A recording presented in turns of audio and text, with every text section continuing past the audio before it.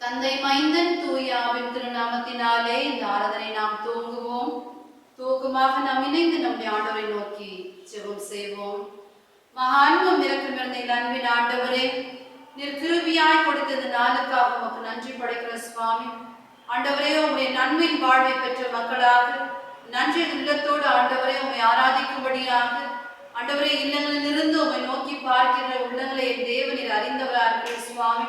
உம்முடைய பிரசனத்தோடு உம்மை ஆராதிக்கும்படியாக உம்முடைய நாமத்தை மகிமைப்படுத்தும்படியாக ஆண்டவரை நீர் பாராட்டின உம்முடைய கிருபைகளை நினைத்து உம்மை ஸ்தோத்திரிக்கும்படியாக தொடர்ந்து ஆண்டவரே உம்முடைய சத்தியத்தை அறிந்து உமக்கேற்ற சாட்சியின் வாழ்வை வாழத்தக்கதாக என் தேவன் தாமே இந்த ஆராதனையிலே உம்முடைய பிரசனத்தோடு ஆண்டவரை உம்முடைய கிருபை பெற்று வாழத்தக்கதாக இந்த ஆராதனை நாம் மகிமைக்கென்று காணப்பட என் தேவன் தாமே எங்களையுமாய் வேலையுமாய் நீர் பொறுப்படுத்தி நடத்த வேண்டுமா எங்கள் மீட்பெரும் ரட்சகருமாக இயேசு கிறிஸ்துவின் வழியாக விண்ணப்பிக்கிறேன் எங்கள் அன்பின் ஆண்டவரே. ஆண்டவர் கிருபையாய் கொடுக்கப்பட்ட இந்த ஆராதனை வேலையிலே ஆண்டவரை ஆராதிக்கும்படியாக உங்கள் யாவரையுமாய் வாழ்த்தி வரவேற்றுக் கொள்கின்றேன். ஆண்டவருடைய நாமத்தை நான் துதிக்கும்படியாக சிறப்பாக இந்த ஞாயிறானது சுற்றுச்சூழல் ஞாயிறாக அனுசரிக்கப்படுகிறது. என்விரான்மெண்டல் சண்டேவாக ஆக ஆண்டவர் இந்த உலகத்தை படைத்த நம்முடைய ஆண்டவர் இம்மட்டுமா இந்த உலகத்தை பாதுகாத்து நடத்துகின்றவராய் காணப்படுகிறார். ஆகவே அவருடைய நாமத்தை நாம் போற்றுகின்ற வகையிலே நாம் யாவரும் இணைந்து பாமரங்களே 10வது பாடல் போற்றிடு ஆன்மமே சிருஷ்டி கர்த்தாவாம் வல்லோரை ஏற்றிடு உனக்கு ரட்சிப்பு சுகமானோரை என்ற பாடலை நாம் இணைந்து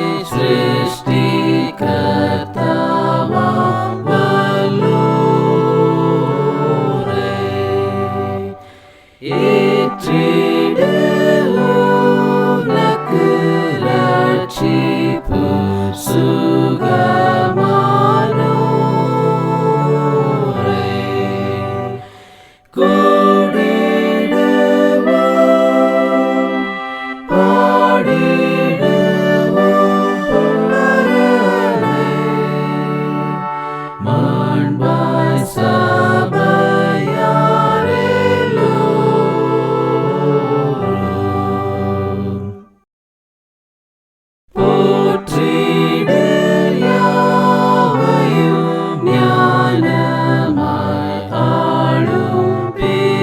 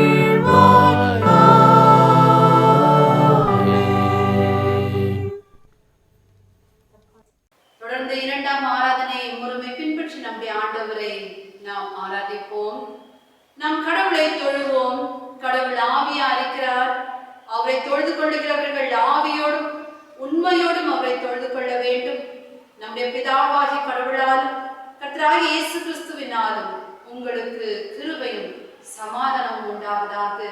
இது கர்த்தர் உண்டு பண்ணின நாள், இதிலே களி கூர்ந்து மகிழ கடவோம். கடவுள் ஒளியா இருக்கிறார், அவரில் எவ்வளவேனும் இருள் இல்லை. அவர் ஒளியில் இருக்கிறது போல நாமும் ஒளியிலே நடந்தால் ஒருவரோடு ஒருவர் ஐக்கியப்பட்டிருப்போம்.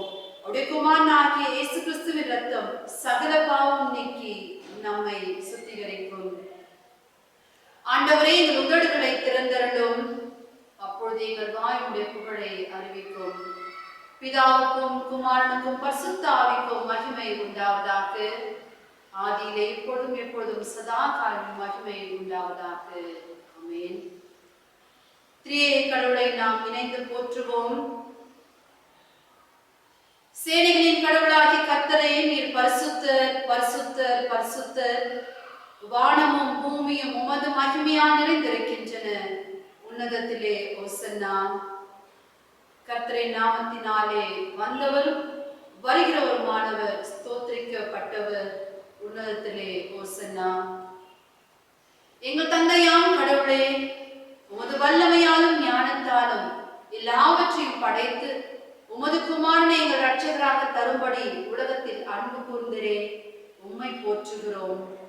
குமாரனாம் கடவுளே, பாவத்தை தவிர்த்து எல்லாவற்றிலும் எங்களை போல் மனிதனாகி எங்கள் பாவங்களுக்காக ஒப்புக் கொடுக்கப்பட்டு எங்கள் நீதிக்காக உயிர் தெழும்பியவரே, உம்மை போற்றுகிறோம். பரிசுத்த ஆவியாராகிய கடவுளே, எல்லா உண்மைக்குள்ளும் எங்களை வழிநடத்தி கடவுளின் அன்பை எங்கள் நெஞ்சில் பொழிகிறவரே, உம்மை போற்றுகிறோம். பிதா, குமாரன், பரிசுத்த ஆவியாகிய ஆண்டவரே, உமக்கே எக்காலமும் எல்லா புகழும் மகிமையும் உண்டாவதாக. ஆமென். ஆண்டவர் கிருபையாய் கொடுக்கப்பட்ட இந்த ஜீவன், இந்த வாழ்வு ஆண்டுடைய நாமத்தை மகிமைப்படுத்தும்படியாக கிருபையாய் கொடுக்கப்பட்டிருக்கிற இந்த ஆராதனை வேலையின் வாய்ப்பை நாம் நினைத்தவர்களாக நன்றியோடு நம்முடைய வாழ்வு தொடர்ந்து அவருக்கு சாட்சியாய் காணப்பட இவ்வேளையிலே தாமே அவரை ஆராதிக் கொண்டிருக்கின்ற நாம் ஒரு விசையாய் அவருக்கு முன்பதாக நம்மை தாழ்த்துவோம்.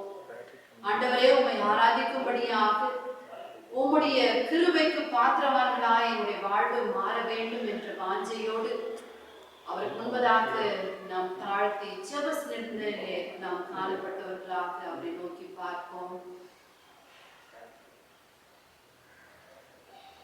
அழகாய் நம்மை படைத்தவர் நம்முடைய ஆண்டவர்.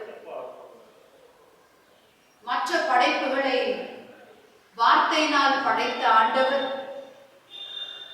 எல்லாவற்றையும் உண்டாக்கின ஆண்டவர், எல்லாவற்றையும் நல்லது என்று கண்ட ஆண்டவர் மனிதனை மட்டும் தன்னுடைய சாயலிலே அவர் படைத்தவராக தன்னோடு அவன் இணைந்து வாழ வேண்டும், தன்னை தொழுது வாழ வேண்டும், தன்னோடு ஐக்கியப்பட்டு வாழ வேண்டும் என்ற வாஞ்சையோடு, தன்னை பிரதிபலிக்க வேண்டும் என்ற நோக்கத்தோடு உடைய சாயலை நமக்கு கிருபையாய் கொடுத்திருக்கின்றார். இப்படிப்பட்ட ஒரு சிறப்பான படைப்பாக மானுடத்தை படைத்து எல்லா படைப்புகளுக்கும் மகுடமாய் நம்மை வைத்திருக்கின்றார். படைப்பனைத்தையும் நமக்கு ஆசீர்வாதமாய் கொடுத்தார்.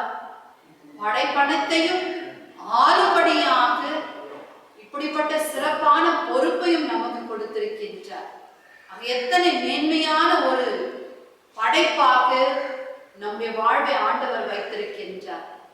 இந்த நாளிலே படைப்பாளராக நம்முடைய ஆண்டவர் ஒரு விசையாய் அவருடைய படைப்பின் நோக்கத்தை நாம் அறிந்தவர்களாக, படைப்பின் வாழ்வை பெற்ற மக்களாக நாம் அவருடைய நாமத்தை மகிமைப்படுத்தும்படியாக, அவருக்கு மகிமை சேர்க்கின்ற வகையிலே படைப்பாக நாம் இருக்கின்றோமா என்கின்ற சிந்தனை கொண்டவர்களாக, ஆண்டவரே, என்னை உம்முடைய மகனாக மகளாக படைத்திருக்கிறீர் சுவாமி, உம்மை கனப்படுத்த உம்மை மகிமைப்படுத்தும்படியாக என்னை படைத்திருக்கிறீர், உம்மை பிரதிபலிக்கும்படியாக உம்முடைய சாயலை வெளிப்படுத்தும்படியாக என்னை படைத்திருக்கிறீர் சுவாமி.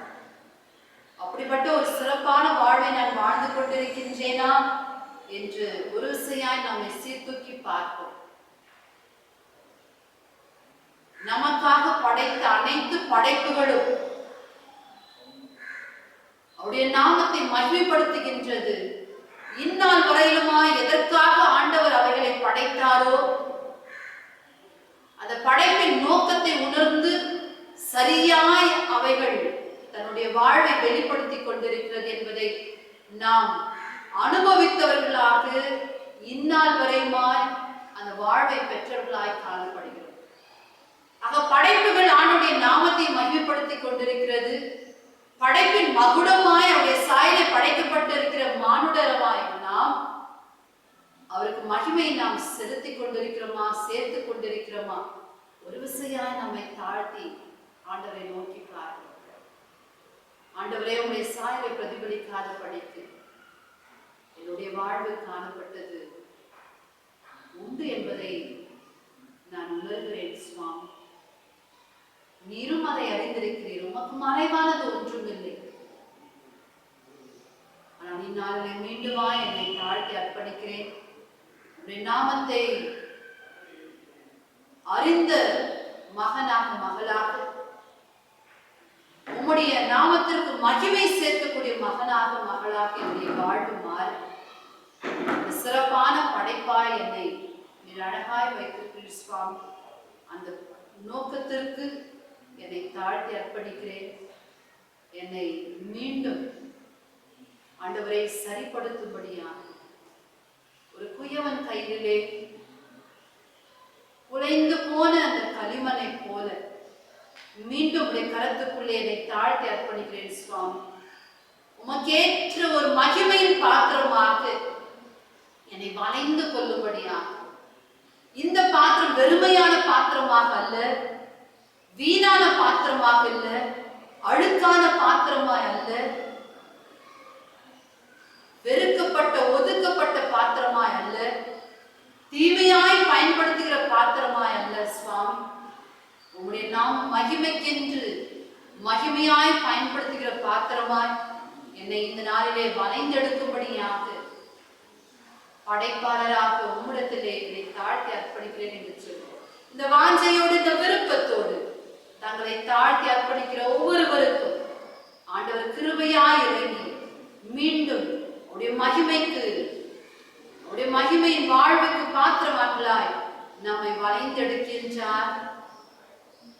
அவருடைய மகிமையின் பாத்திரங்களாக நம்மை ஆசீர்வதிக்கின்றார் என்கின்ற நம்பிக்கையோடு, விசுவாசத்தோடு, மன்னிப்பின் வார்த்தையின் வழியாக அப்படிப்பட்ட மகிமையின் பாத்திரமாய் ஆண்டவர் நம்மை மாற்றுகிறார் என்ற விசுவாசத்தோடு, மகிழ்ச்சியோடு மன்னிப்பின் வார்த்தைகளை நாம் இணைந்து மகிழ்ந்து பெற்றுக் கொள்வோம். சர்வ வல்லமை மிகுந்த இரக்கமுள்ள ஆண்டவர், சர்வ வல்லமையும் மிகுந்த இரக்கமுள்ள ஆண்டவர் மன்னிப்பையும் பாவ நிவர்த்தியையும் நமக்கு கட்டளையிட்டருளி வாழ்க்கையை சீர்படுத்துவதற்கான காலத்தையும் நமது பரிசுத்தாவின் கிருபையும் தேற்றுதலையும் நம் ஒவ்வொருவருக்கும் தந்தருள்வாராக. ஆமென். ஆண்டவரை துதியுங்கள், ஆண்டவருடைய நாமம் துதிக்கப்படுவதாக. தொடர்ந்து நம்முடைய ஆண்டவரை, அவருடைய வாழ்வை அறிந்து கொள்ளும்படியாக திருமறை பாடங்களை நாம் படிக்க கேட்போம். முதலாம் பாடமாக நீதிமொழிகளின் புத்தகம் 8ஆம் அதிகாரம் வசனங்கள் 22 துவங்கி 31ஆம் வசனம் முடிய படிக்க கேட்போம்.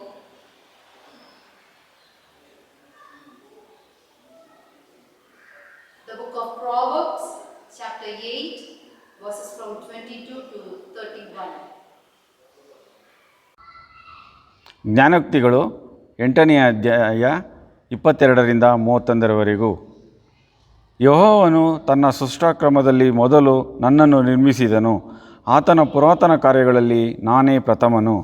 ಪ್ರಾರಂಭದಲ್ಲಿ ಭೂಮಿಯು ಹುಟ್ಟುವುದಕ್ಕಿಂತ ಮುಂಚೆ ಅನಾದಿ ಕಾಲದಲ್ಲಿ ಸ್ಥಾಪಿಸಲ್ಪಟ್ಟೆನು. ಜಲನಿಧಿಗಳಾಗಲಿ ನೀರು ತುಂಬಿದ ಬುಗ್ಗೆಗಳಾಗಲಿ ಇಲ್ಲದಿರುವಾಗ ನಾನು ಹುಟ್ಟಿದೆನು.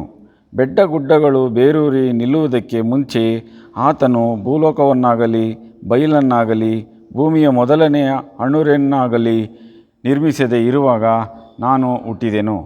ಆತನು ಸಾಗರದ ಮೇಲೆ ಚಕ್ರಾಕಾರವಾದ ಗೀಟನ್ನು ಎಳೆದು ಆಕಾಶಮಂಡಲವನ್ನು ಸ್ಥಾಪಿಸುವಾಗ ಅಲ್ಲಿದ್ದೆನು.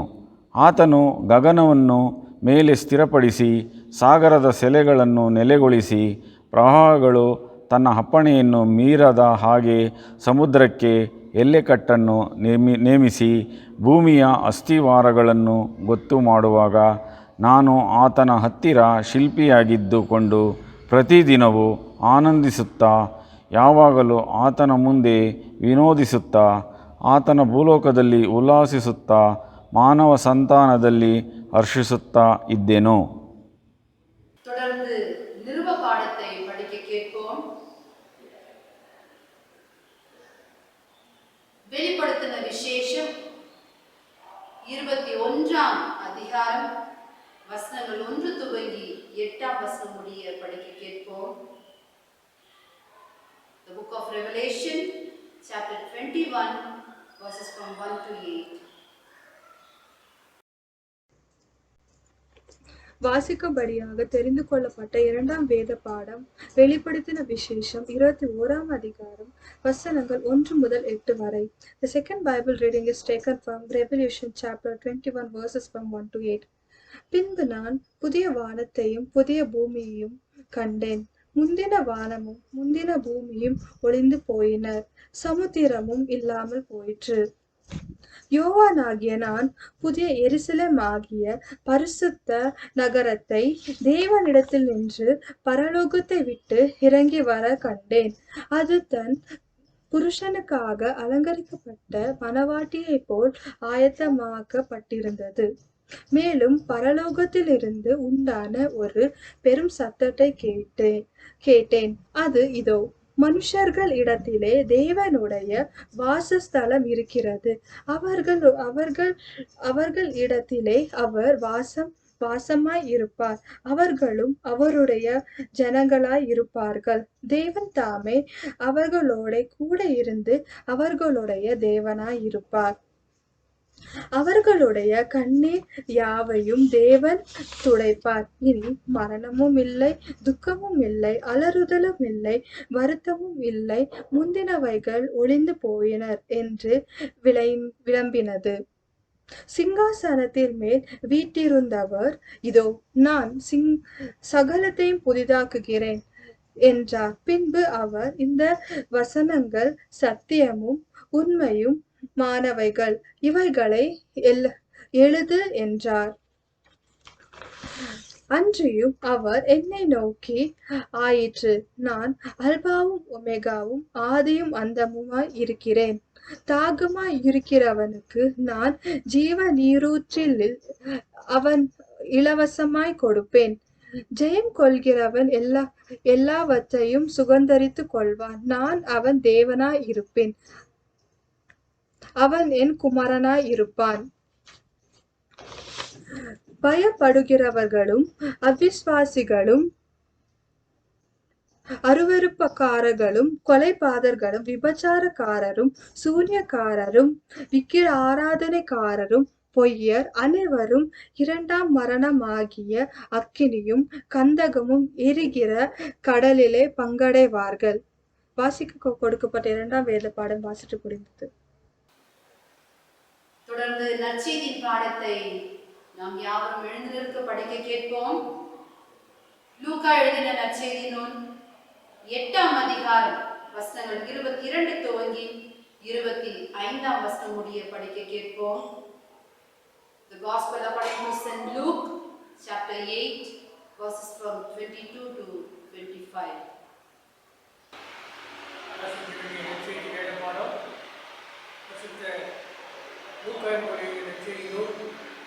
எட்டாம் அதிகாரம் வசனங்கள் 22 துவங்கி 25 முடியும்.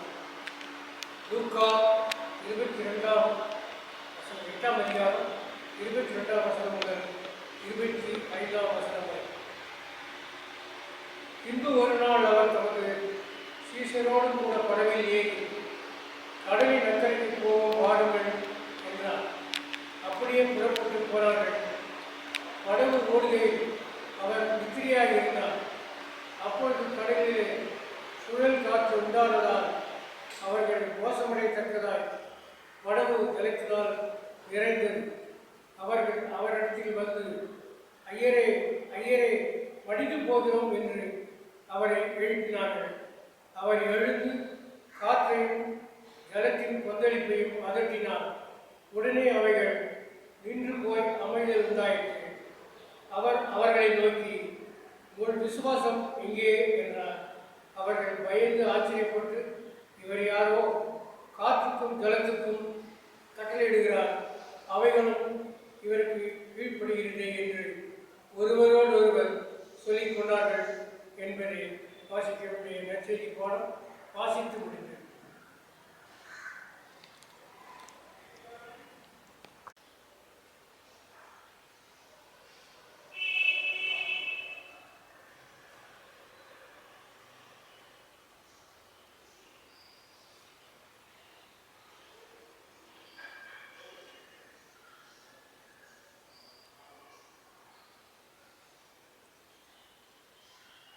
தொடர்ந்து ஆண்டுடைய சத்தியத்தை நாம் தியானிப்பதற்கு முன்பதாகவே பக்தன் ஒரு தேடலோடு கேட்கின்றவராக, ஆண்டவரை நான் எங்கே காணலாம்? இந்த படைக்கப்பட்ட இந்த படைப்புகளிலே அவரை காண முடியுமா என்று சொல்லி அவருடைய தேடலின் வெளிப்பாடாக கீர்த்தனைகளே 416வது பாடல், இயேசுவை நாம் எங்கே காணலாம்? அவர் பேசுவதை எங்கே கேட்கலாம்? பனிபடர்ந்த மலையின் மேல் பார்க்க முடியுமா? கனி நிறைந்த சோலை நடுவே காண முடியுமா? இந்த படைப்பின் வழியாக ஆண்டவர் வெளிப்படுகிறதை நாம் காண முடியுமா என்ற கேள்வியோடு அதனுடைய சத்தியத்தை பதிலை பெற்றுக்கொண்டவர்களாக நாம் இணைந்து இந்த பாடலை பாடுவோம்.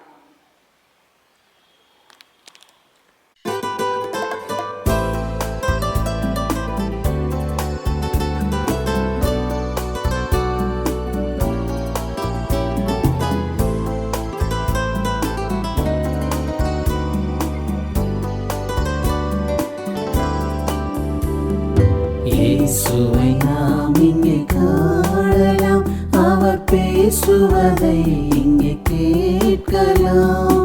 இயேசுவை நாம் இங்கே காணலாம்.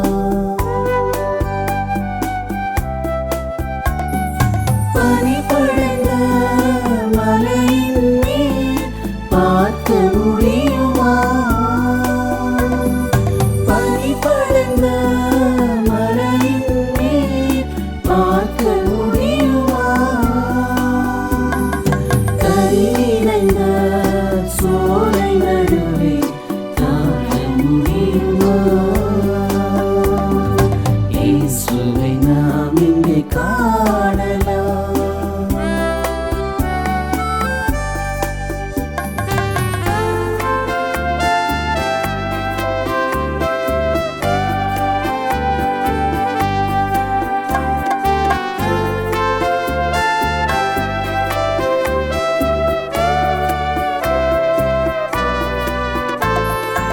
ஓடுகின்ற அருவியெல்லாம் தேடி அலைந்தேனே, ஆடுகின்ற அலைக்கடலில் நாடி அயர்ந்தேனே,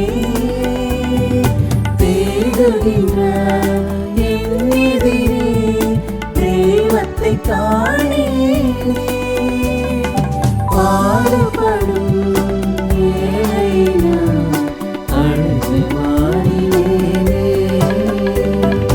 இயேசுவை நாம் எங்கே காணலாம்?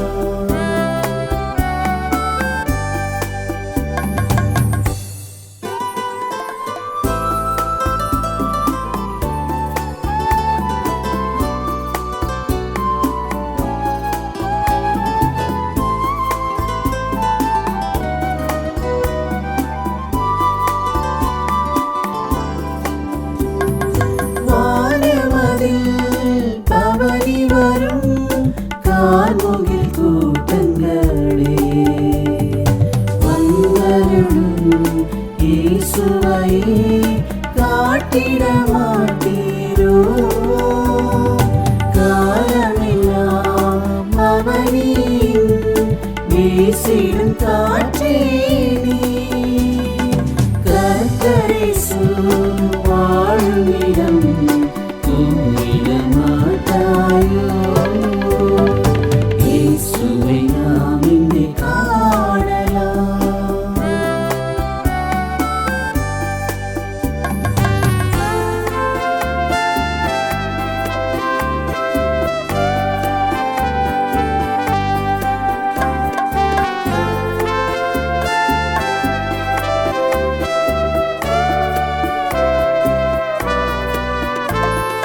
கண்ணிரண்டும் புனலாக நெஞ்சம் மணலாக மண்ணிட்டு விழுந்தேன் நான் திருமலை முன்பாக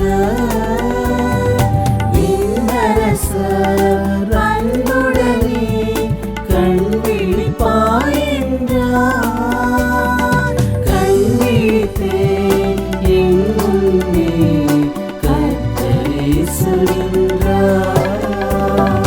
இயேசுவை நாம் இங்கே காணலாம் அவர் பேசுவதை இங்கே கேட்கலாம் இயேசுவை நாம் இங்கே காணலாம்.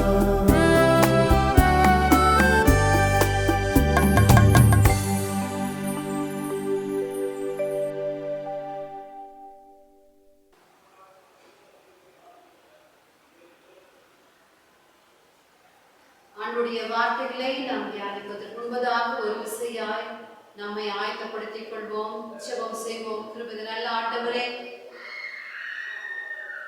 உங்களுடைய வார்த்தைக்காய் ஆண்டவரே நாங்கள் ஆவலோடு காத்திருக்கிறோம். ஒரு நல்ல நிலத்தில் விதைக்கப்பட்ட விதையாக உங்களுடைய வார்த்தைகள் எனக்குள்ளாக செல்ல ஆண்டவரே என்னை ஆயத்தப்படுத்தும்படியாக என்னுடைய சிந்தனைகளையும் என்னுடைய இருதயத்தையும் உமக்குள்ளாக தாழ்த்தி அர்ப்பணிக்கிறோம்.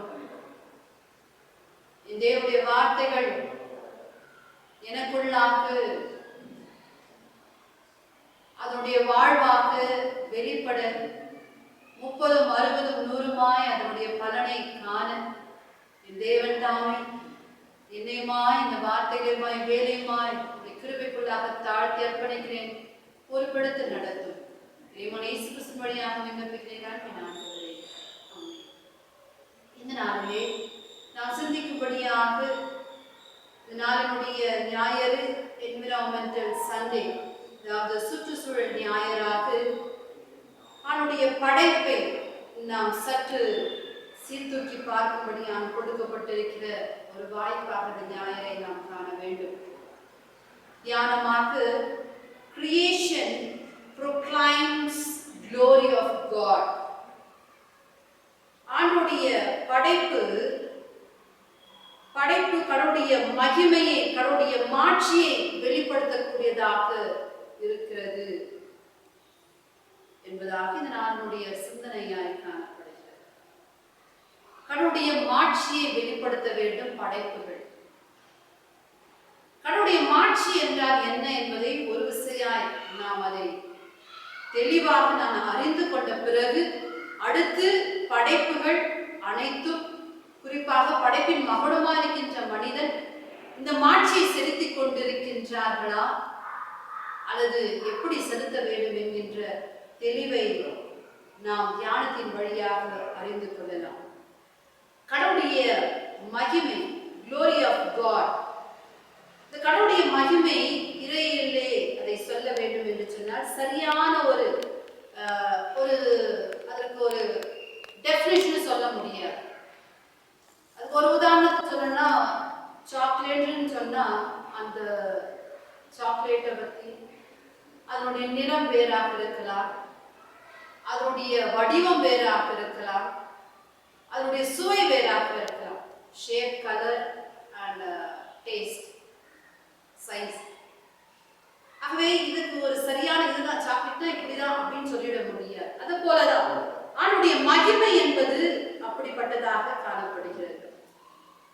பழைய ஏற்பாட்டிலே அவனுடைய மகிமை என்று சொல்லுகிற பொழுது தேவனுடைய மகிமையை நிறைந்த ஒரு நிகழ்வு பல இடங்களிலே நாம் வாசிக்கிறோம். ஏசாயா 60ஆம் அதிகாரம் 1-2 வசனங்களை வாசிக்கிறேன்.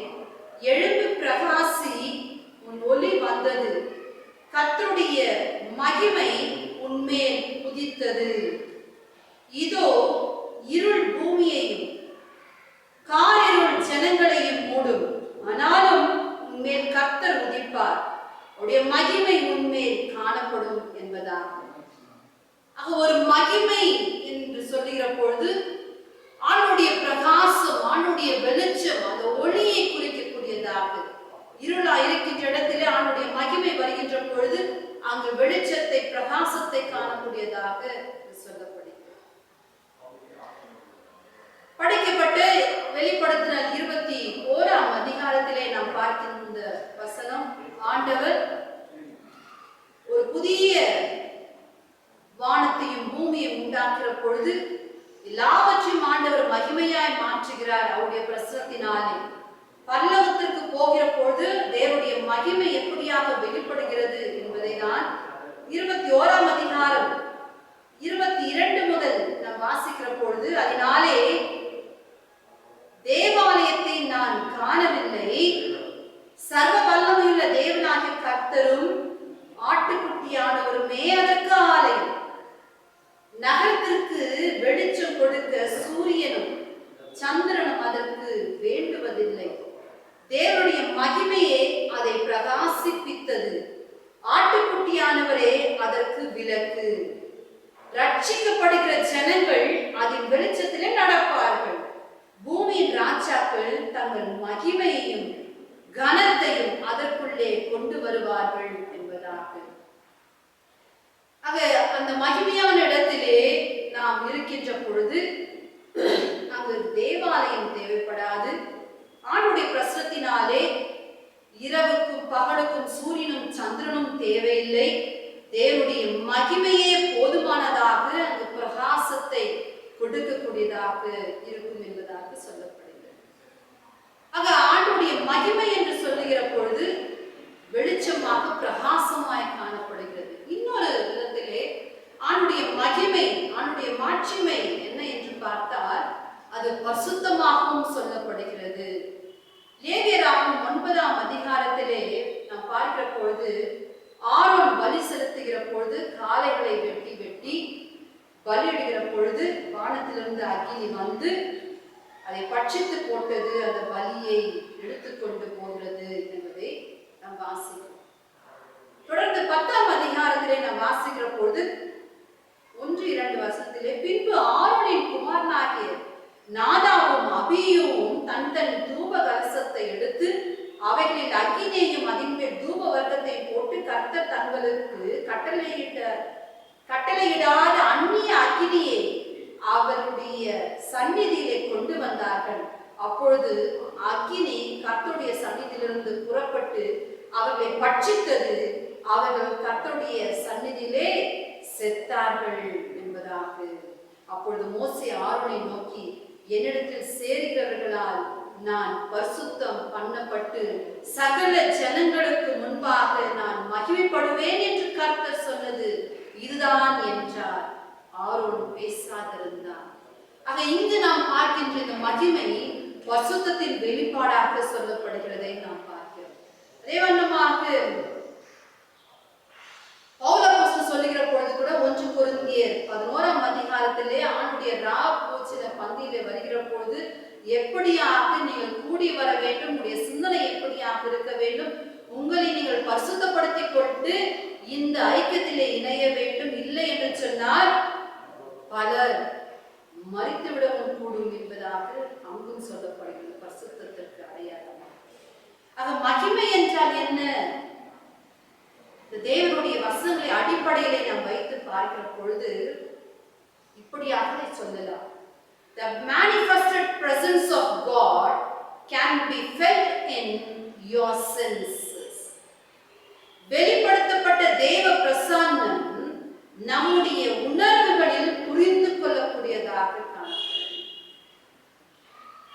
தேவன் இங்கு இருக்கிறார் என்பது என்பதை நாம் காணக்கூடியதாய், கேட்கக்கூடியதாய், அறிந்து கொள்ளக்கூடியதாய், தேடக்கூடியதாய், அதை உணரக்கூடியதாய் அது காணப்பட வேண்டும். இன்னொரு வகையில் இதை சொல்ல வேண்டும் என்று சொன்னால், the glory of God is the invisible qualities or characters or attributed of God displayed in a visible way. நம் கண்களால் காண முடியாத தேவனுடைய பரிமாணங்களை, தேவனுடைய மகத்துவங்களை, தேவனுடைய குணாதிசயங்களை நாம் காணும்படியாக விளங்குவதுதான் மகிமை என்பதாக நாம் நன்றாக நாம் புரிந்து கொள்ள வேண்டும் என்றால், தேவனுடைய குணாதிசயங்களை நாம் புரிந்து கொள்கின்ற பொழுது, இதைதான் ஏசாயா சொல்லுகிற பொழுது, ஏசாயா 6ஆம் அதிகாரத்திலே அங்கு உசியா ராஜா மரணம் அடைந்த காலத்திலே ஏசாயாவுக்கு தீர்க்க தரிசனமாய் வெளிப்படுத்தப்பட்ட காரியத்தை நாம் பார்க்கிறோம். அங்கு சேருபீன்கள், கேராபீன்கள் ஆண்டவரை துதிக்கின்ற வண்ணமாக ஏசாயா 6ஆம் அதிகாரம் 3ஆம் வசனத்திலே, சேனைகளின் கர்த்தர் பரிசுத்தர் பரிசுத்தர் பரிசுத்தர், பூமி அனைத்தும் அவருடைய மகிமையால் நிறைந்திருக்கிறது என்பதாக இங்கு சொல்லப்படுகிறது.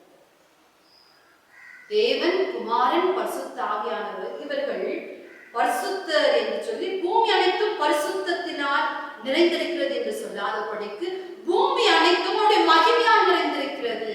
ஆக பரிசுத்தம் என்பது என்னவென்றால் அவருடைய மகிமை என்பதாக இங்கு தெளிவாக ஏசாயா தீர்க்கதரிசி மூலமாக நாம் அறிந்து கொள்கின்றோம்.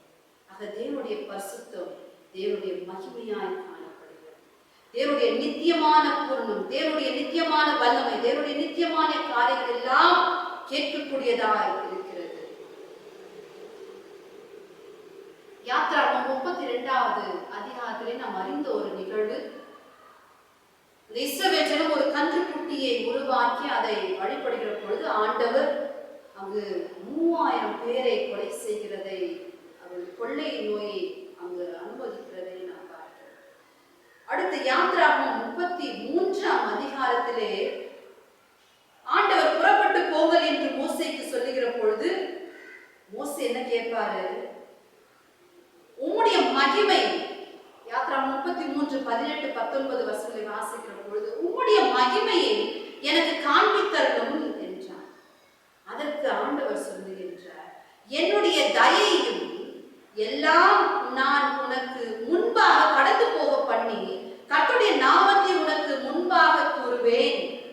எவன் மேல் கிருபையாயிருக்க சித்தமாயிருப்பேனோ அவன் மேல் கிருபையாயிருப்பேன், எவன் மேல் இரக்கமாயிருக்க சித்தமாயிருப்பேனோ அவன் மேல் இரக்கமாயிருப்பேன் என்று சொல்லி ஆண்டவர் தன்னுடைய பிரசனத்தை கொடுத்து அவரை நடத்துகிறார். மோசே மலையின் மேல் கொண்டு சென்று ஒரு கரத்தினால் அவனை மறைத்துக் கொண்டு பின்புறமாய் அவர் காண்பிக்கிறார். தன்னுடைய மகிமை முழுவதுமாய் அவர் காண்பிக்காதபடி அவருடைய மகிமை எப்படியாக வெளிப்படுகிறது? தன்னுடைய தயவின் மூலமாக, தன்னுடைய குணாதிசையின் மூலமாக, தான் செய்கின்ற காரியங்கள் மூலமாக அந்த மகிமையை வெளிப்படுத்தக்கூடியதாக இருக்கிறது. ஆண்டுடைய பிரசன்னத்தினாலே உடைய மகிமை வெளிப்படக்கூடியதாக இருக்கிறது. தேவனுடைய மகிமைக்காக தான் இந்த உலகத்தில் உள்ள அனைத்து படைப்புகளும் படைக்கப்பட்டிருக்கிறது. தேவன் யார் என்பதை இந்த பாடமாக கொடுக்கப்பட்டிருக்கிறது. அவருடைய கரங்களின் கிரியை அறிவிக்கிறது. பகலுக்கு பகல் வார்த்தைகளை பொழிந்து இரவுக்கு இரவு அறிவை தெரிவிக்கிறது. அவைகளுக்கு பேச்சும் இல்லை, வார்த்தையும் இல்லை, அவைகளின் சத்தம் கேட்கப்படுவதும் இல்லை. ஆகிலும் அவைகளின் சத்தம் பூமி எங்கும், அவைகளின் வசனங்கள் பூச்சக்கரத்து கடைசி வரைக்கும் செல்லுகிறது. அவைகளில் சூரியனுக்கு ஒரு கூடாரத்தை ஸ்தாபித்தார் என்பதாக. ஆக படைக்கப்பட்ட அனைத்து படைப்புகளும், அது தாவரங்களாக இருந்தாலும் சரி, பறவைகளாக, மிருகங்களாக, எந்த நிலையிலே ஆண்டவர் அவர்களை படைத்திருக்கிறாரோ எல்லாமே தேவனுடைய மகிமையை வெளிப்படுத்தக்கூடிய, தேவனுக்கு மகிமையை செலுத்தக்கூடியதாக காணப்படுகிறது. இதை பவுல் சொல்லுகிற பொழுது ரோமர் 1ஆம் அதிகாரம் 20வது வசனம் துவங்கி 23ஆம் வசனம் வரையிலுமா இப்படியாக சொல்லுவார். ரோமர் 1ஆம் அதிகாரம் 20 முதல் 23 வசனங்களை வாசிக்கிற பொழுது, எப்படி எனில் காணப்படாதவைகளாகிய அவருடைய நித்திய வல்லமை, தெய்வத்துவம் என்பவைகள் உண்டாக்கப்பட்டிருக்கிறவைகளினாலே உலகம் உண்டானது முதற்கொண்டு தெளிவாய் காணப்படும். ஆதலால் அவர்கள் போக்கு சொல்ல இடமில்லை. அவர்கள் தேவனை அறிந்தும் அவரை தேவன் என்று மகிமைப்படுத்தாமலும் ஸ்தோத்திரியாமலும் இருந்து தங்கள் சிந்தனைகளினாலே வீணரானார்கள். உணர்வில்லாத அவருடைய இருதயம் இருள் அடைந்தது. அவர்கள் தங்களை ஞானிகள் என்று சொல்லியும் பைத்தியக்காரராகி அழிவில்லாத தேவனுடைய மகிமையை அழிவுள்ள மனுஷர்கள், பறவைகள், மிருகங்கள், ஊரும் பிராணிகள் ஆகிய இவைகளுடைய ரூபங்களுக்கு ஒப்பாக மாற்றினார்கள். படைக்கப்பட்ட அனைத்தும் படைப்பாளரை மகிமைப்படுத்துகிறது. ஆனால் படைப்பின் மகுடமாய் படைக்கப்பட்ட மனிதன் என்ன செய்கிறான்? படைப்பாளரை மகிமைப்படுத்தாத படிக்கு, படைப்பாளரை தொழுது கொள்ளாத படிக்கு, படைக்கப்பட்ட இந்த படைப்புகளை தொழுது கொள்ளக்கூடியவனாய் காணப்படுகிறார். திருத்துவத்திலே மூவரும் சமமாக இருக்கக்கூடியவர்கள் என்பதை நாம் அறிவோம். ஆனால் இந்த திருத்துவத்தின் இரண்டாவது நபர் திருத்துவத்தின் முதல் நபரை வெளிப்படுத்தக்கூடியவராக, அதைதான் பவுல் சொல்லுகிற பொழுது கொலோசியர் 1:15 வசனத்திலே, அவர் அதர்சனமான தேவனுடைய தற்சொரூபம், சர்வ சிருஷ்டிக்கு முந்தின பேருமானவர் என்பதாக ஆண்டவராக இயேசு கிறிஸ்துவை குறித்து சிறப்பாய் பவுல் சொல்லுகின்றார். இதுதான் யோவான் நற்செய்தியிலே யோவான் 1:1 வசனத்திலே வாசிக்கிற பொழுது, ஆதியிலே வார்த்தை இருந்தது, அந்த வார்த்தை தேவனோடு இருந்தது, அந்த வார்த்தை தேவனாயிருந்தது என்பதாக யோவான் 1:14 வசனத்திலே நாம் வாசிக்கிற பொழுது, அந்த வார்த்தை மாம்சமாகி கிருபையினாலும் சத்தியத்தினாலும் நிறைந்தவராய் நமக்குள்ளே வாசம் பண்ணினார். அவருடைய மகிமை கண்டோம். அது பிதாவுக்கு ஒரே பிதாவுடைய மகிமைக்கு ஏற்ற மகிமையாகவே இருந்தது. அது தேவனுடைய மகிமை யார் என்றால் கிறிஸ்து தான் தேவனுடைய மகிமையை நமக்கு வெளிப்படுத்தக்கூடியவராய் காணப்படுகின்றார். எபிரேயர் 1:3 வசனத்திலே நாம் இதை காணுகிற பொழுது, எபிரேயர் 1:3 இவர் அவருடைய மகிமையின் பிரகாசமும், அவருடைய தன்மையின் சொரூபமாய் இருந்து சர்வத்தையும் தம்முடைய வல்லமையுள்ள வசனத்தினாலே தாங்குகிறவராய், தம்மாலே தாமே நம்முடைய பாவங்களை நீக்கும் சுத்திகரிப்பை உண்டு பண்ணி உன்னதத்தில் உள்ள மகத்துவமானவருடைய வலது பாசத்திலே உட்கார்ந்தார். இவர் தாங்க அவருடைய மகிமை இவர் வெளிப்படுத்தக்கூடியவராய், இவருடைய வார்த்தைகள், இவருடைய வசனத்தின் வழியாக அவருடைய மகிமை வெளிப்படுத்தக்கூடியவராய் காணப்படுகின்றார். ஆகவேதான் யோவான் 14 பிலிப்பு இயேசு கிறிஸ்துவை பார்த்துட்டு கேட்பாரு, ஆண்டவரே, பிதாவை நாங்க காணலையே, எப்படி அவரை நாங்க அறிந்து கொள்வோம் அப்படின்னு கேட்கிறார். யோவான் 14 அவர் சொல்லுகிறார், 14 வசனத்தை, நான் பிதாவிலும் பிதா என்னிலும் இருக்கிறதை நீங்கள் விசுவாசிக்கிறது இல்லையா? நான் உங்களுடனே சொல்லுகிற வசனங்களை என் சுயமாய் சொல்லவில்லை, என்னிடத்தில் வாசமாயிருக்கிற பிதாவானவரே இந்த கிரியைகளை செய்து வருகிறார். 13 வசனத்திலே, நீங்கள் என் நாமத்தினால் எதை கேட்பீர்களோ குமாரனில் பிதா மகிமைப்படும்படியாக அதை செய்வேன் என்பதாக.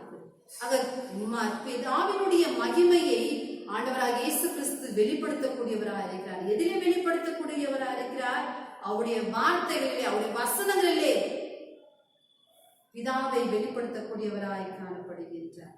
ஆக தேவனுடைய குமாரன் அவருடைய மகிமையை தன்னுடைய வாழ்விலே தன்னுடைய வார்த்தையின் வழியாக வெளிப்படுத்தக்கூடியவராய் காணப்படுகிறார். யோவான் 17:4 வசனத்தை வாசிக்கிறோம். பூமியிலே நான் உம்மை மகிமைப்படுத்தினேன், நான் செய்யும்படி நீர் எனக்கு நியமித்த கிரியையை செய்து முடித்தேன். ஆக ஆண்டவராக இயேசு கிறிஸ்து பிதாவை வெளிப்படுத்தக்கூடிய இரண்டாவது நபராக அவர் வந்தார். ஆண்டவரே, உம்மை மகிமைப்படுத்தி விட்டேன், நீர் என்ன செய்ய எனக்கு நியமித்து அனுப்பினீரோ அந்த நியமிக்கப்பட்ட கிரியைகளை நான் செய்து முடித்து விட்டேன், உடைய மகிமையை நான் வெளிப்படுத்தி விட்டேன் என்பதாக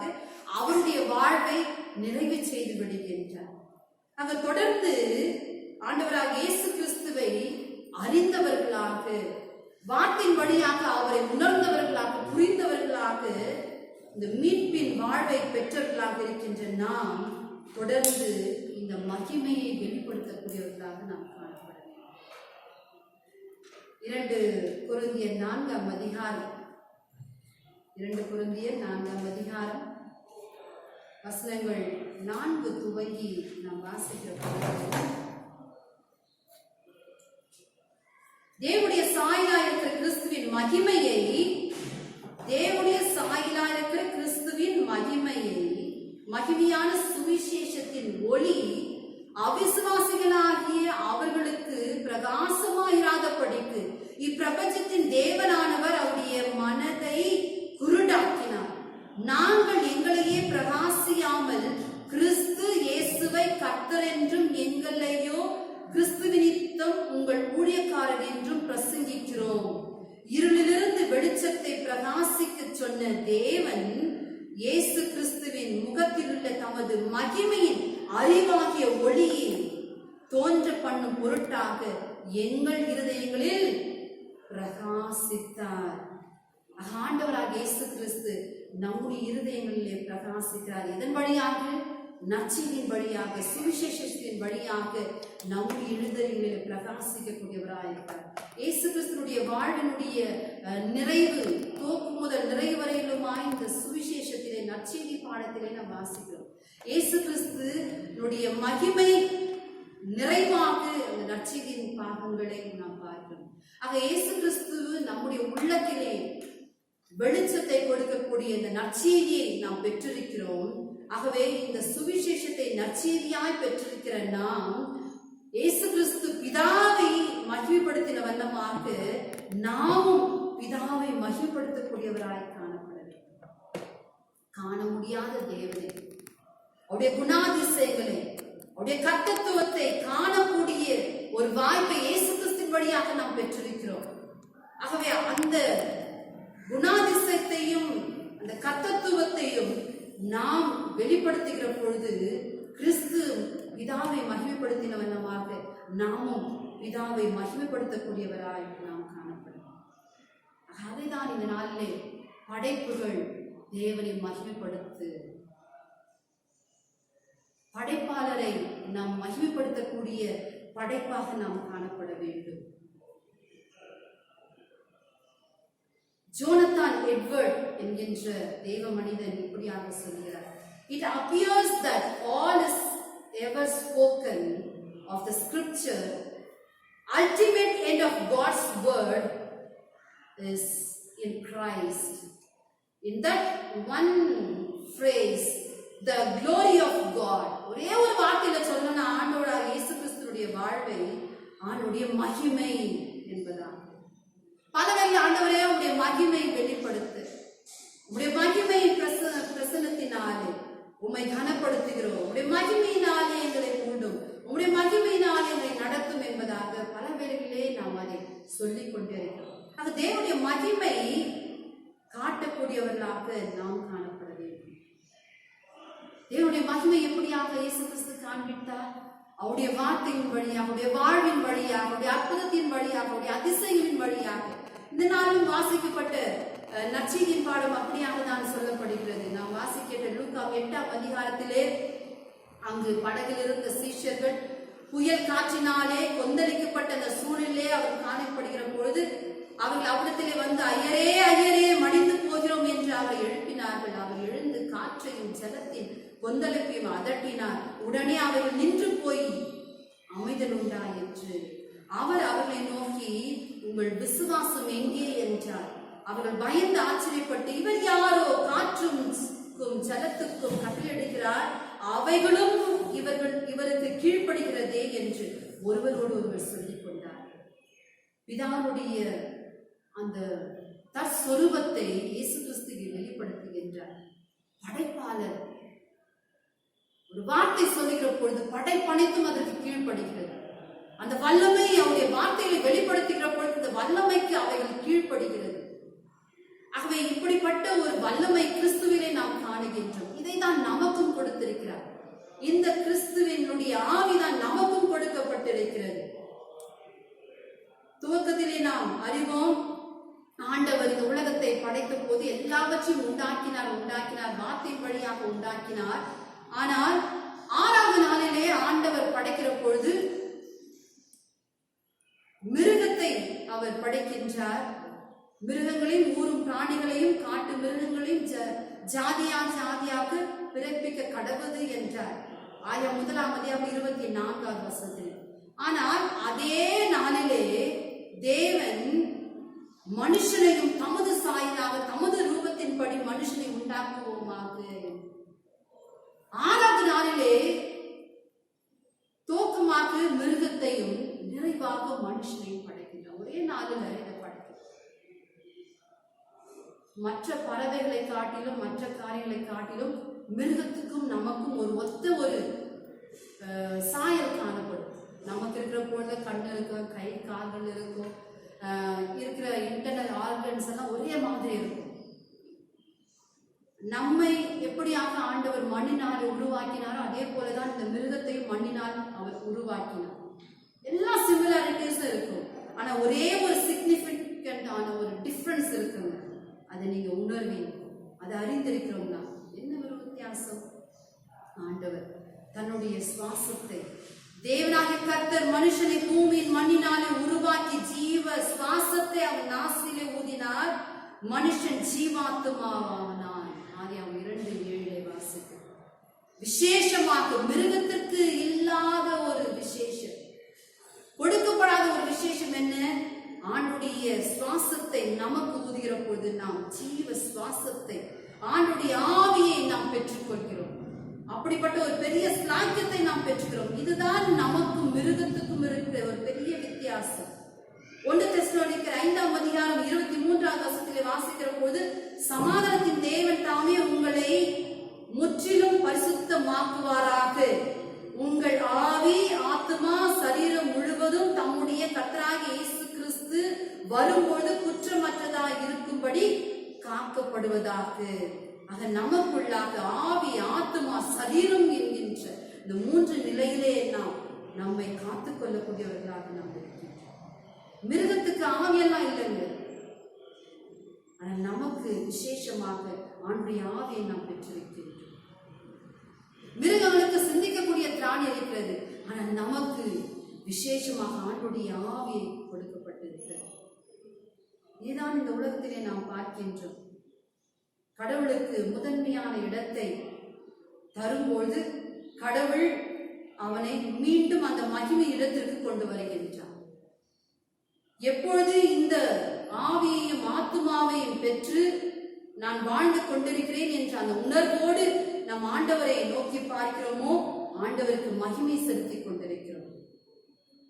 ஆதாமை உருவாக்கின பொழுது ஆண்டவர் அந்த ஆவியை வைத்து சிறப்பாய் உருவாக்கினார், மகிமையா அவன் படைத்தார். எப்பொழுது பாவத்தில் அவன் விழுந்தானோ, பாவம் வந்த பொழுது கடவுளோடு இருந்த ஐக்கியம் விட்டுப்பட்டது. ஆவியிலே செத்தவனாய் காணப்படுகின்றான். அதற்கு பிறகுதான் அவன் மிருகமாக வாழ்ந்து கொண்டிருக்கிறவனாக மிருகத்தினுடைய குணாதிசயம் மண்ணுக்குரிய அந்த சுபாவங்களை கொண்டு வாழ்கின்றார். ஆனால் எப்பொழுது கிறிஸ்து வந்து நம்மை மீட்டுக் கொண்டாரோ, அந்த இழந்து போன அந்த ஆவியை, கிறிஸ்துனுடைய ஆவியை நமக்குள்ளாக கொடுத்து நம்மை புதுப்பித்தாரோ, புதுப்பித்த பிறகு மீண்டும் புதுப்பித்தவர்களாக, அதான் சொல்வார், கிறிஸ்துக்குள்ளாக ஒருவன் வருகின்ற பொழுது அவன் புது சிருஷ்டியா இருக்கிறான். born again, மீண்டும் பிறக்கக்கூடிய அந்த அனுபவத்தை ஞானஸ்தானம் என்கிற சாக்கிரமத்திற்குள்ளாக நாம் பெற்றுக்கொள்கிறோம். ஒரு முறை அவன் ஆவிக்குள்ளாக வந்துவிட்ட பிறகு இப்பொழுது அவனுக்கு ஒரு சாய்ஸ் வருது. என்ன சாய்ஸ்? மண்ணினால் உருவாக்கப்பட்டவன், அடுத்து ஜீவ சுவாசத்தை பெற்றுக்கொண்டவன்.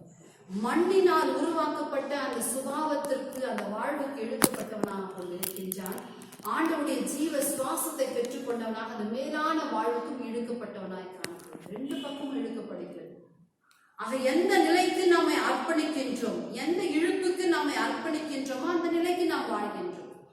இந்த பூமிக்குரிய வாழ்வுக்கு, இந்த மண்ணான வாழ்வுக்கு நாம் இழுக்கப்பட்டு அசுத்தத்திற்கு, அருவருப்புக்கு ஒரு வாழ்வை நாம் கொடுக்கிற பொழுது மிருகத்தை போல நாம் வாழ்கின்றோம்.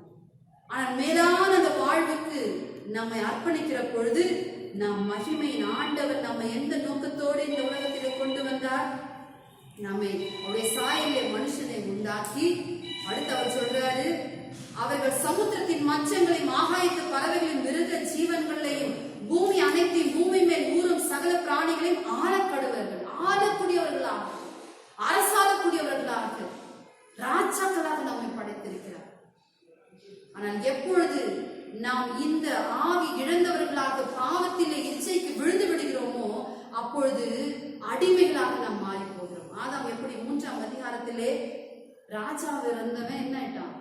ஒரு அடிமையை போல மாறிட்டான். ஆண்டவர் நம்ம அரசனா வைக்கிறார்கள், ஆனால் நாம் தான் அந்த அடிமைத்தனத்தின் வாழ்வுக்குள்ளாக நம்மை கொடுத்து விடுகிறவர்களாக இருக்கின்றோம். மீண்டும் நம்மை ஆண்டவர் கிறிஸ்துவின் வழியாக நம்மை மீட்டெடுத்தவராக இந்த மகிமை வாழ்வுக்கு நமக்கு கொடுத்திருக்கின்றார். ஆகவே நம்முடைய விருப்பம், நம்முடைய வாஞ்சை, ஆண்டவர் நமக்கு நல்ல சுதந்திரத்தை கொடுத்திருக்கிறார். இந்த மண்ணான வாழ்க்கையினுடைய வாழ்வை அர்ப்பணிக்கின்றாயா, அல்லது மேலான என்னுடைய ஜீவ சுவாசத்தை பெற்றிருக்கிற நீ அந்த வாழ்வுக்கு அதிகாரம் பெற்றவர்களாக, ஆளுகை செய்யக்கூடியவர்களாக உன்னுடைய வாழ்வு காணப்படக்கூடியதாக இருக்கிறதா? ஒரு விசையாக நம்முடைய வாழ்வை சீர்தூக்கி பார்க்கணும்.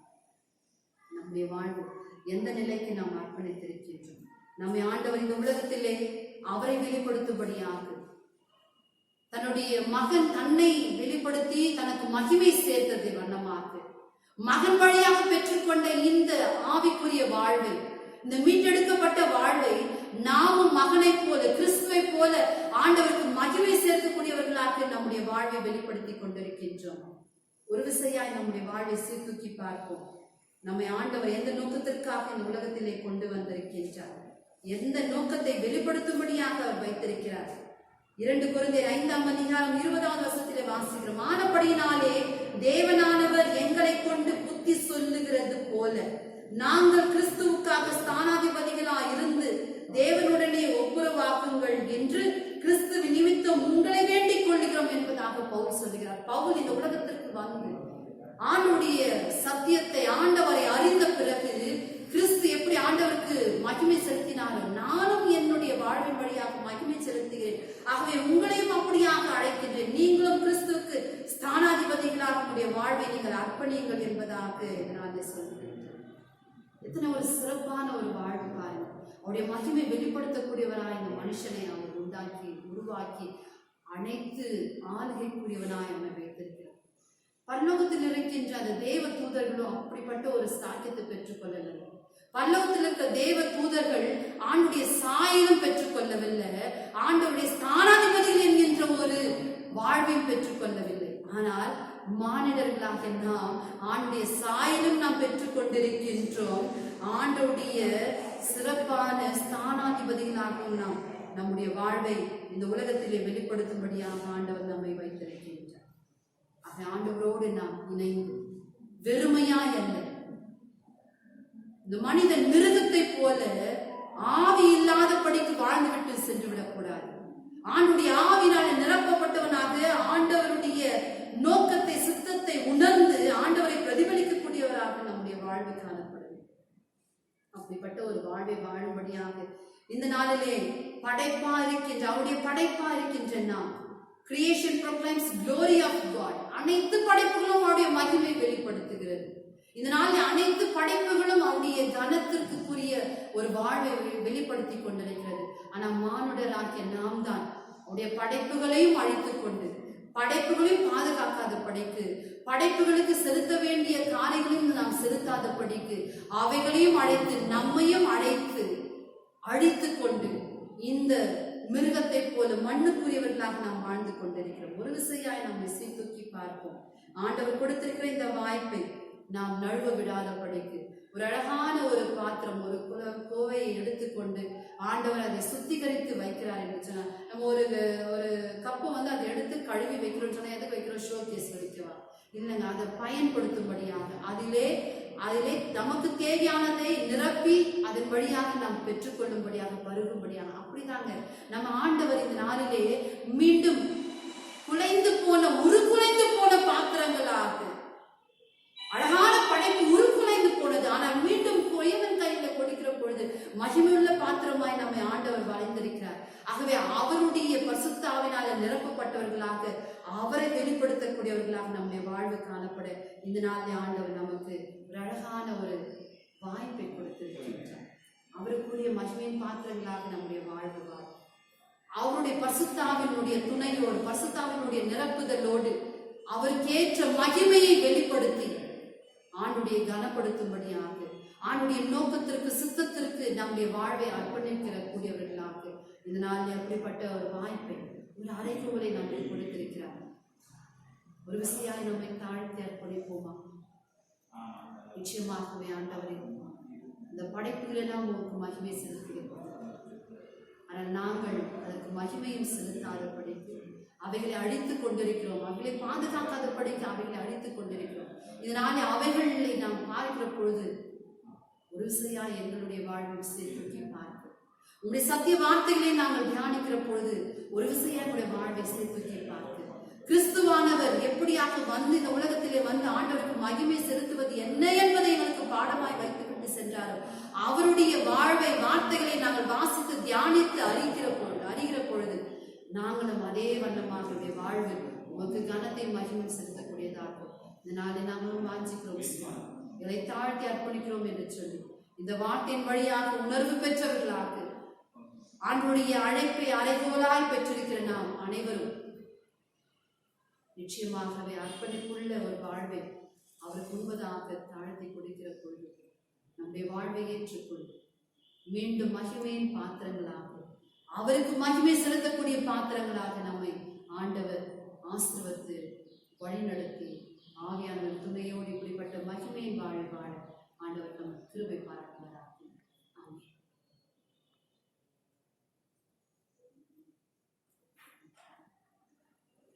தொடர்ந்து கேட்ட வார்த்தைகளை நாம் விசுவாசித்தவர்களாக நாம் யாரும் எழுந்து நின்று நம்முடைய விசுவாசத்தை அப்போஸ்தலன் வழியாக, அப்போஸ்தல விசுவாசத்தின் வழியாக நாம் அறிக்கை செய்வோம். வானத்தை பூமியை படைத்த சர்வ வல்லமையுள்ள பிதாவாகிய தேவனை விசுவாசிக்கிறேன். அவருடைய ஒரே குமாரனாகிய நம் நாதர் இயேசு கிறிஸ்துவை விசுவாசிக்கிறேன். அவர் பரிசுத்த ஆவினாலே கன்னிமரியாளிடத்தில் உற்பவித்து பிறந்தார். ஒன்று பிலாத்தின் காலத்தில் பாடுபட்டு சிலுவையில் அறை உண்டு மரித்து அடக்கம் பண்ணப்பட்டு பாகத்தில் இறங்கினார். மூன்றாம் நாள் மரித்து அடக்கம் பண்ணப்பட்டு பாகத்தில் இறங்கினார். மூன்றாம் நாள் மருத்துவத்தில் எழுந்தள்ளினார். பரமணத்திற்கு ஏறி சர்வ வல்லமையுள்ள பிதாவாகிய தேவனுடைய வலது பாசனை வெற்றிருக்கிறார். அவ்விடத்திலிருந்து உயிருள்ளோரை மரித்து நியாயத்திற்கு வருவார். பரிசுத்தாவை விசுவாசிக்கிறேன். பொதுவாக பரிசுத்த சபையும் பரிசுத்தவானுடைய ஐக்கியமும் பாவ மன்னிப்பும் சரீர விழுத்ததும் நித்திய ஜீவனும் உண்டு என்று விசுவாசிக்கிறேன். ஆமென்.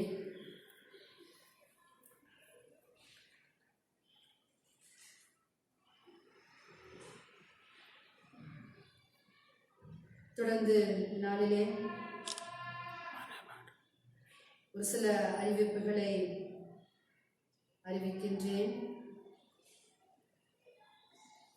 கடந்த நாளிலே நம்முடைய திருச்சபையுடைய பரிபாலன குழுவின் கூடுகையிலே ஒரு சில தீர்மானங்கள் எடுக்கப்பட்டது. குறிப்பாக நம்முடைய திருச்சபையுடைய தேர்தலை குறித்து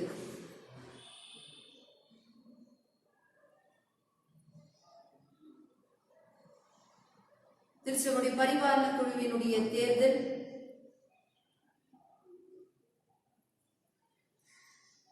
(2021, 2024) ட்ரைனியம் தேர்தலானது நம்முடைய திருச்சபையிலே நடைபெற இருக்கிறது. நம்முடைய திருச்சபையினுடைய அங்கத்தினர்கள் இந்த தேர்தலிலே பங்கு கொள்ள தகுதி உள்ளவர்களுடைய பெயர்கள் திருத்தி அமைக்கப்பட்டு இந்த நாளிலே நோட்டீஸ் போர்டிலே அது உங்களுடைய பார்வைக்காக போடப்பட்டிருக்கிறது. ஃபைனல் ஓட்டர்ஸ் லிஸ்ட் நீங்க வந்து நோட்டீஸ் போர்டில் அதை பார்த்து கொள்ளலாம். வருகின்ற நாட்களிலே தொடர்ந்து அதற்குரிய விவரங்களை உங்களுக்கு அறிவிக்கின்றோம். ஃபைனல் ஓட்டர்ஸ் லிஸ்ட் மட்டுமல்ல, தொடர்ந்து கேலண்டர் ஆஃப் ஈவெண்ட்ஸ் அதுவும் உங்களுடைய பார்வைக்கு போடப்பட்டிருக்கும். நீங்கள் அதை வந்து பார்வையிடும்படியாக உங்களை கேட்டுக்கொள்கின்றேன். நிறைவாக ஆண்டவர் கொடுத்த நன்மையிலிருந்து அவருக்கு நன்றியும், நம்மையும் நம்ம கொடுத்திருக்கின்ற ஆசீர்வாதத்திலிருந்து அவருக்கு காணிக்கையும் செலுத்துகின்ற வகையிலே கீர்த்தனைகளிலே 86 சுந்தர பரமதேவ மைந்தன் இயேசு கிறிஸ்துவுக்கு ஸ்தோத்திரம், புகழ்ச்சி, நித்திய கீர்த்தனம் என்றும் என்ற பாடலை நாம் இணைந்து பாடுவோம். அவ்வேளையிலே நம்மையும் நம்முடைய காணிக்கைகளையும் ஆண்டவருக்கென்று படைப்போம்.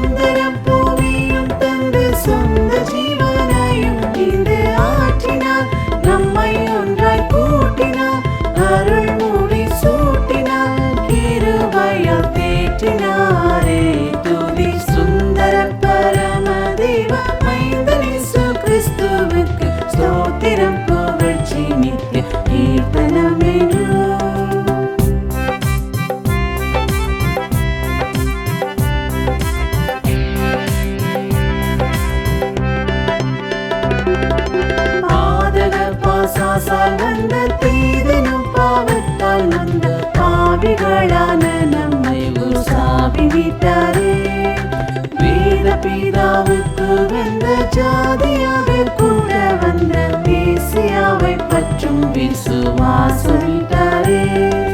கோதனுக்கா நீதிபரன் பாதமதின் ஆதரவில் கூடுங்கள், அவர் தூயர் போடுங்கள், ஜெயத்தை கொண்டாடுங்கள், துதி சொல்லி பாடுங்கள் பாடுங்கள் என்று சுந்தர பரம தெய்வ மைந்தன் இயேசு கிறிஸ்துவுக்கு ஸ்தோத்திரம், புகழ்ச்சி, நித்திய கீர்த்தனம் என்று.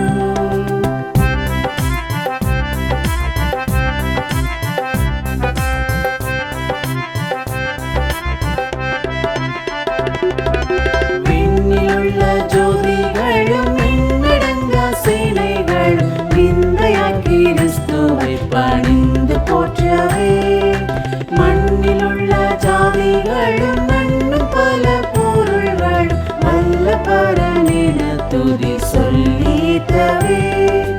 அண்ணலாம் பிதாவுக்கோரை புண்ணிய குமாரனை கொண்டாடிட, அவர் பாதம் தேடிட, வெகு திரள் கூடிட, துதி புகழ் பாடிட பாடிட என்றும் சுந்தர பரம தெய்வ மைந்தன் இயேசு கிறிஸ்துவுக்கு ஸ்தோத்திரம், புகழ்ச்சி, நித்திய கீர்த்தனம் என்று.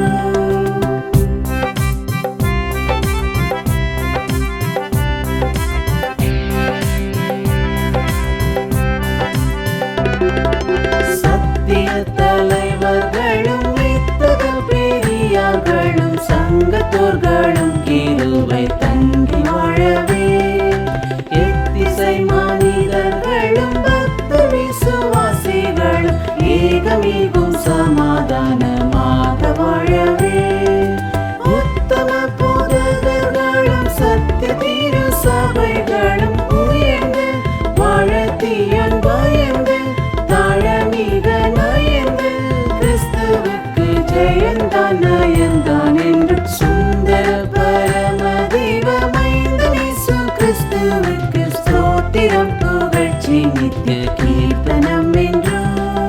சுந்தர பரம தெய்வ மைந்தன் இயேசு கிறிஸ்துவுக்கு ஸ்தோத்திரம், புகழ்ச்சி, நித்திய கீர்த்தனம் என்று.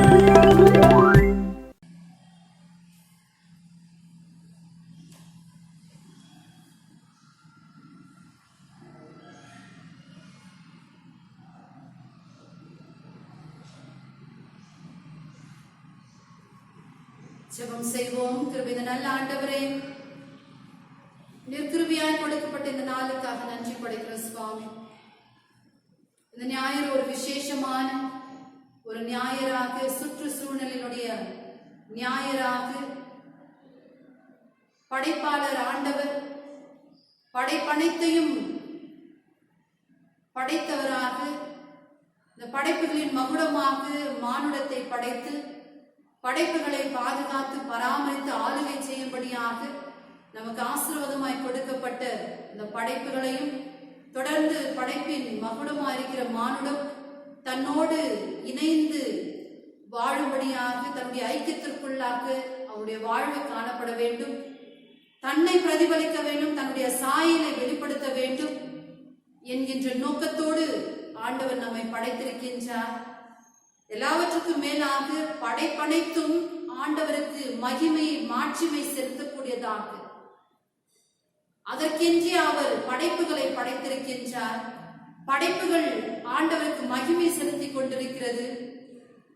படைப்பின் மகுடமாக அவருடைய சாயலை படைக்கப்பட்ட மானுடம் அவருக்கு மகிமையை நாம் செலுத்திக் கொண்டிருக்கிறோமா என்று இந்த நாளிலே அவருடைய துணையோடு வேதனுடைய ஒத்தாசையோடு இந்த நாளிலே நம்முடைய வாழ்வை சீர்தூக்கி பார்க்கத்தக்கதாக ஆண்டவர் கிருபையாய் ஒரு வாய்ப்பினை கொடுத்தார். ஒரு விசையாய் நம்முடைய வாழ்வை திரும்பி பார்ப்போம். ஆண்டுடைய நாமத்திற்கு மகிமை உண்டாக்கும்படியாக நம்முடைய வாழ்வு ஆண்டுடைய மகிமை வெளிப்படுத்தக்கூடியது. அவருடைய பரிசுத்தம், இருளிலே பிரகாசிக்கக்கூடிய ஒளி. ஆண்டவர் இப்படிப்பட்ட ஒரு குணாதிசயங்களை கொண்டிருக்கிறார், இப்படிப்பட்ட மகத்துவங்களை கொண்டிருக்கிறார் என்பதை வெளிப்படுத்துகின்ற வகையிலே ஆண்டுடைய மகிமை வெளிப்படுத்தக்கூடியவராக இயேசு கிறிஸ்து இந்த உலகத்திலே வந்தார். அவருடைய வாழ்வின் வழியாக பிதாவினுடைய மகிமை வெளிப்படுத்தி நிறைவு செய்திருக்கிறார். தொடர்ந்து நாம் ஆண்டவரை மகிமைப்படுத்தும்படியாக கிறிஸ்து விட்டு சென்ற அவருடைய வாழ்வை பிரதிபலிக்கக்கூடியவர்களாக ஆவியானவரின் துணையோடு ஆண்டுடைய நாமத்தை மகிமைப்படுத்துகின்ற வகையில் நம்முடைய வாழ்வு காணப்பட இந்த நாளிலே ஆண்டவர் நம்மை அழைக்கக்கூடியவராக இருக்கின்றார். ஆண்டவரே, எங்களை தாழ்த்தி அர்ப்பணிக்கிறோம். அப்படிப்பட்ட ஒரு மகிமையின் வாழ்வை வாழ இந்த நாளிலே நான் வாஞ்சிக்கிறேன் சுவாமி. இந்த உலகத்திலே உண்மை பிரதிபலிக்க, உம்முடைய நோக்கத்தை திட்டத்தை நிறைவேற்ற, உம்முடைய நாமத்திற்கு மகிமை சேர்க்க என்னை தாழ்த்தி அர்ப்பணிக்கிறேன் என்று சொல்லி வாஞ்சிக்கிற ஒவ்வொருவருக்கும் என் தேவன் தாமே அப்படிப்பட்ட ஆசீர்வாதத்தை தரும்படியாக செபிக்கிறேன். தம்முடைய வாழ்வையும் தம்முடைய கிருபையாய் பெற்றுக்கொண்ட ஆசீர்வாதத்திலிருந்து செலுத்தப்பட்ட காணிக்கைகளுமா என் தேவன் ஆசீர்வதிக்கும்படியாக செபிக்கிறேன். கடந்த நாட்களிலே, பிறந்த நாட்களையும் திருமண நாட்களையும் கண்டு ஆண்டவருக்கு மகிமை செலுத்துகிற மக்களையுமா விசேஷமாக ஆசீர்வதிங்க. அதே வண்ணமாக ஆண்டவரே, இந்த கொள்ளை நோயினுடைய பாதிப்பினாலே கவலையிலே, பயத்திலே, துக்கத்திலே, சரீரத்தினுடைய வேதனையிலே காணப்படுகிற மக்கள், உறவுகளை இழந்திருக்கிற மக்களுக்காக உம்மை நோக்கி பார்க்கிறேன். என் தேவன் தாமே நீர் அவர்களோடு இருந்து உம்முடைய ஆறுதலையும் சமாதானத்தையும் நம்பிக்கையும் விசுவாசத்தையும் தரும்படியாக செபிக்கிறேன் சுவாமி. நிச்சயமாகவே ஆண்டவரே, இந்த சூழ்நிலையில் மாறி உம்முடைய நாமத்தை தொழுது கொள்ளக்கூடிய காலம் வெகு சீக்கிரத்திலே உண்டு என்பதை நாங்கள் விசுவாசிக்கிறோம். அப்படிப்பட்ட காலத்திற்காக நாங்கள் வாஞ்சித்து உம்மை நோக்கி பார்க்கிறோம் சுவாமி. என் தேவன் தாம் எல்லா சூழ்நிலையும் மாற்றி ஆண்டவரே நீர் உம்முடைய மகிமையை விளக்கம் செய்ய ஆண்டவரே உம்மை நோக்கி பார்த்து விண்ணப்பத்தை ஏறெடுக்கிறோம். இல்லங்களிலிருந்து உம்முடைய நாமத்தை அறிந்த மக்கள், உம்மை தொழுது கொள்கின்ற மக்களுடைய வாழ்வை விசேஷமாய் பொறுப்படுத்திக் கொள்ளுங்க. வருகின்ற நாட்களிலே என் தேவனுடைய பாதுகாப்பும் பராமரிப்பும் உம்முடைய கிருபையும் ஒவ்வொருடைய வாழ்விலே ஒவ்வொருடைய குடும்பத்திலே நிலைத்திருக்கும்படியாக செபிக்கிறேன். பொறுப்படுத்தி வழி நடத்தும் இறைவன் இயேசு கிறிஸ்து வழியாக விண்ணப்பிக்கிறேன். ஆண்டவரே, ஆமென். நாம் யாவரும் இணைந்து நம்முடைய ஆண்டவரை ஸ்தோத்திரிப்போம். என் ஆத்துமாவே கர்த்தரை ஸ்தோத்திரி, உங்களுடைய மஸ்த நாமத்தை ஸ்தோத்திரி. என் ஆத்துமாவே கர்த்தரை ஸ்தோத்திரி, கர்த்தர் செய்த சகல உபகாரங்களை மறவாதே. ஆமென். ஆண்டுடைய ஆசையை நாம் பெற்றுக்கொள்வோம்.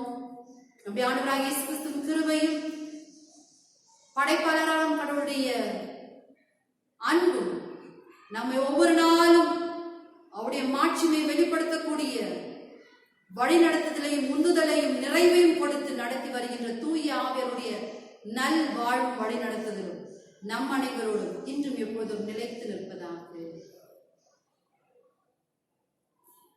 கர்த்தர் உங்களோடு கூட இருப்பாராக. கர்த்தருடைய சமாதானத்தோடைய உங்களுடைய வாழ்வு காணப்படும்.